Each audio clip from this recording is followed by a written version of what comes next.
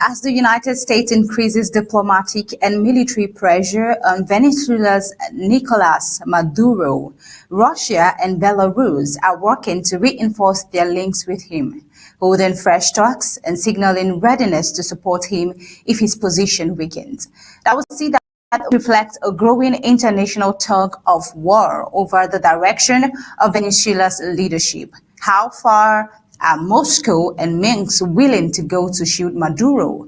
And could this renewed support alter Washington's calculations in the region? Now, this and many more will be explored in today's Flash News. Good afternoon and welcome. I am Tabitha Arko. Let's begin.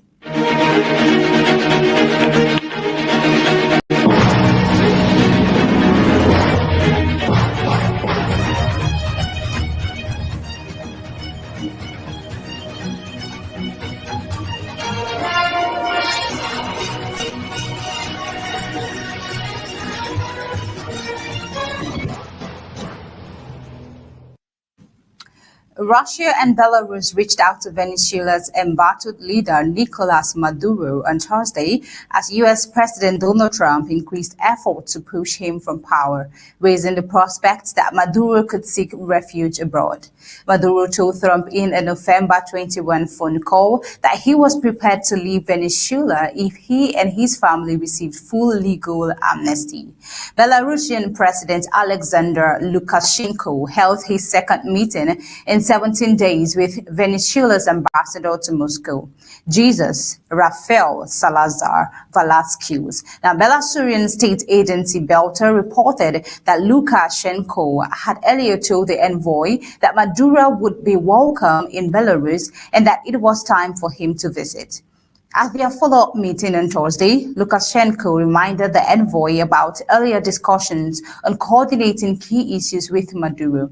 Reuters asked Lukashenko's office about the significance of the repeated meetings and whether Belarus might offer sanctuary should Maduro step down, but received no response. Now, we'll see that the Kremlin said President Vladimir Putin also spoke with Maduro on Thursday, expressing support for his government amid what Moscow described as growing external pressure. And this pressure is coming from President Donald Trump. Now, we see that Washington does not recognize Maduro as Venezuela's legitimate leader. He has been in power since 2013 and claimed victory in last year's election, a vote the United States and several Western governments dismissed as fraudulent.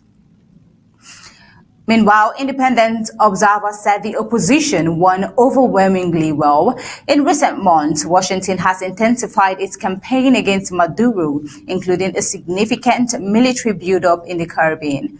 Trump said in an interview with Politico this week that Maduro's days are numbered, but declined to say whether he would deploy U.S. troops to Venezuela. Let's take a look. President Trump has a statement regarding this pressure. We would say pressure by the United States to Venezuela. Let's take a listen. Well, it's about a lot of things, but one of the things it's about is the fact that they've allowed millions of people to come into our country from their prisons, from gangs, from drug dealers, and from mental institutions, probably proportionately more than anybody else. They came in from many countries. We're getting them out. We had 11,888 murderers come into our country. Many of them are from Venezuela. We had thousands of Tren de Aragua, the gang, coming from, which they say is the most violent gang. I don't know. MS-13 is pretty bad, but Tren de Aragua, they say, is the most violent gang. That comes from the prisons of Venezuela. It came out of the prisons of Venezuela. So it has to do with a lot of things. They've treated us badly, and I guess now we're not treating them so good. If you look at the drug traffic by sea is down 92%. And nobody can figure out who the 8% is because I have no idea. Anybody getting involved in that right now is not doing well. And we'll start that on land, too. It's good. Those are President Trump's concerns, immigration and drug trafficking. But are they legitimately his true concerns when looking at this in-depthly? Russia, meanwhile, urged Washington to avoid what it warned could be a slide into a broader conflict in the region. Meanwhile, Lukashenko, long criticized by the West for his human rights record and support for Russia's invasion of Ukraine, has recently entered dialogue with the Trump administration. The United States has begun easing sanctions on Belarus, and last month, Trump appointed John Cole as special envoy to pursue further negotiations, including on the release of political prisoners. Now, let's move over to Thailand is heading for an early election after King Maha Vajiralongkorn endorsed Prime Minister Anutin Charnvirakul's request to dissolve parliament, a move that comes amid escalating border fighting with Cambodia and rising political tension at home. Anutin announced late on Thursday that he would return power to voters, and the royal approval was published overnight in the official gazette, clearing the way for a national vote that could take place as soon as February.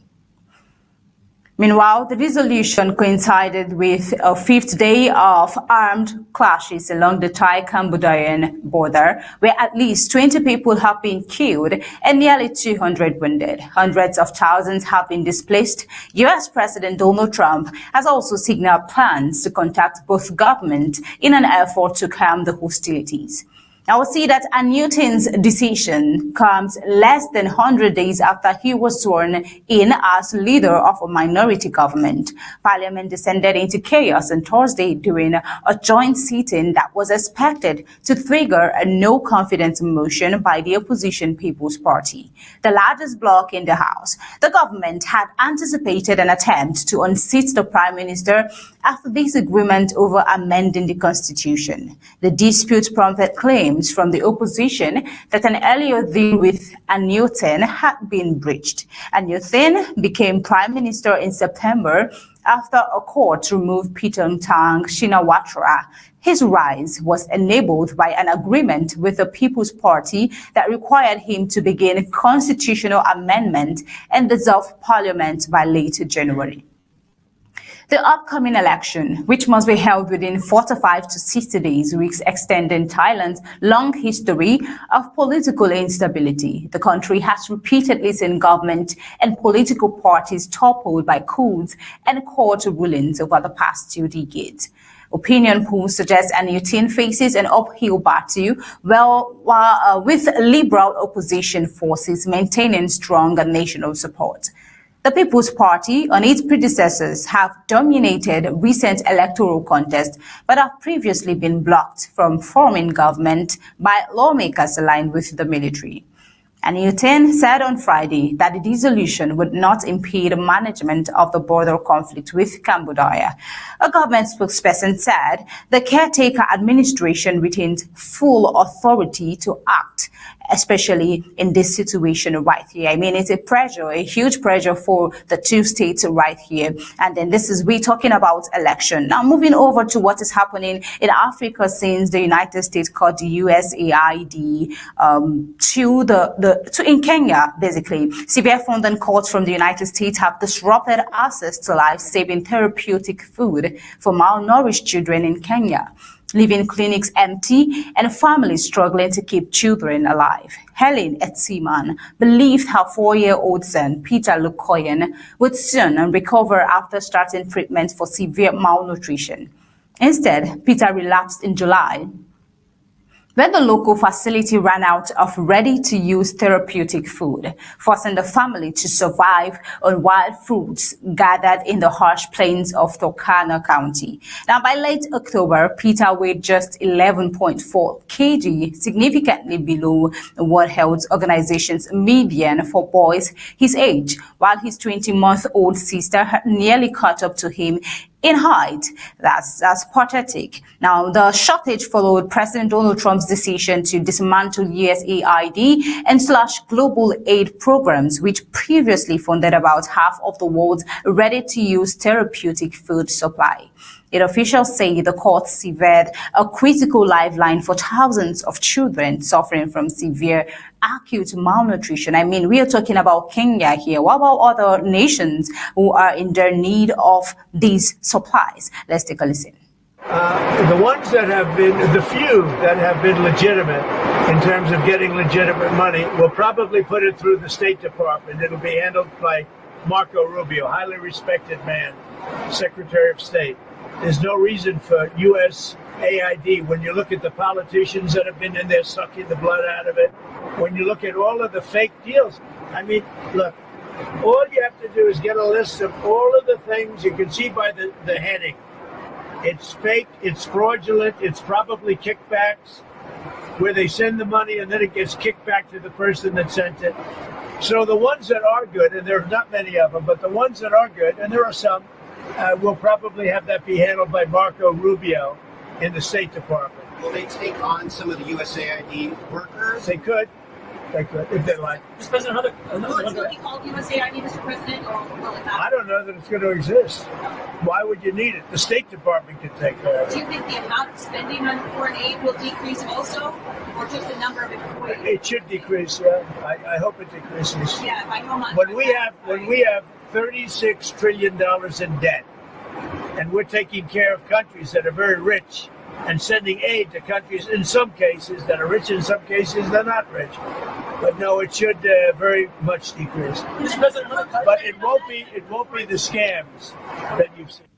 Trump's response right there to reporters questioning him on the court of the USAID. And you can just, as you have listened as well, that's the basic reason why this has been caught. But then how are people reeling from the impact of this? UNICEF, the largest global supplier of therapeutic food, said demand has surged due to drought in northern Kenya, while outreach programs that detect malnutrition early have faced funding gaps. Although most U.S. funding for ready-to-use food, therapeutic food was restored in March, the supply chain is still recovering, according to Reuters. 7 clinics across Turkana in late October, most had empty shelves, and only a few remaining boxes of peanut-based, ready-to-use therapeutic food. Also, health workers said they had gone months without supplies, describing the current shortages as unprecedented. We see that in many communities, parents have stopped bringing children for screening because treatment is unavailable. Aid agencies fear the true scale of the crisis is being masked as children deteriorate unseen. Some aid groups working in the Democratic Republic of Congo and Nigeria have reported deaths among malnourished children during similar interruptions to U.S.-funded programs earlier this year. Washington has since announced an additional $93 million to UNICEF to support treatment for almost 1 million children across 13 countries, including Kenya. The United States Department said it aims to support, not replace, local and regional responsibility. Around 179,000 people in Kenya are facing emergency levels of hunger concentrated in 4 arid counties, including Turkana. We said that the Integrated Food Security Phase classification estimates that more than 87,000 children under age 5 in Turkana will require treatment for acute malnutrition between April 2025 and March 2026. Years of drought have devastated pastoralist families like Etimans, living little food or income. When her son first became lethargic in March, she walked an hour to the nearest clinic and received ready-to-use therapeutic food. But when she returned in June, supplies had run out. In the months without treatment, Peter's condition worsened. By October, he showed signs of stunting, a largely irreversible impact of long-term malnutrition. Also at the Kangatosa clinic, health workers received their first delivery of ready-to-use therapeutic food in November, the first shipment since June. Peter resumed treatment but had lost more than 10% of his body weight after a recent illness. Kenya's health ministry expects to have enough ready-to-use therapeutic food supplies to meet needs through January, with most sourced through the UNICEF. The agency says current stocks should last until June. But in communities across Turkana, the consequences of the month-long gaps are already clear. Children who should have recovered are slipping further into danger, and some may never regain lost growth or cognitive development. This is not just happening in Kenya, in Democratic Republic of Congo, in Nigeria. We believe that more funding needs to come that way. Now, moving over, the Economic Community of West African States, will abolish air transport taxes from January 1st, 2026, as part of a plan to reduce the cost of air travel across the region. In a statement issued on Wednesday, the bloc said passenger-related and security aviation charges will also be reduced by 25% starting next year.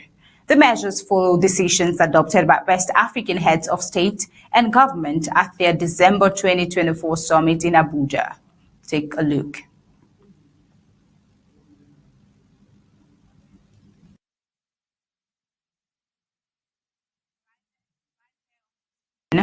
Right there, you can actually see that. I mean, a economic community of West African states, leaders having a time to talk and also to discuss and to address long-standing concerns over high airfares, which have limited tourism, regional trade, and the free movement of people and goods. The organization expects the changes to lower ticket prices, boost passenger traffic, strengthen regional airlines, and deepen regional integration.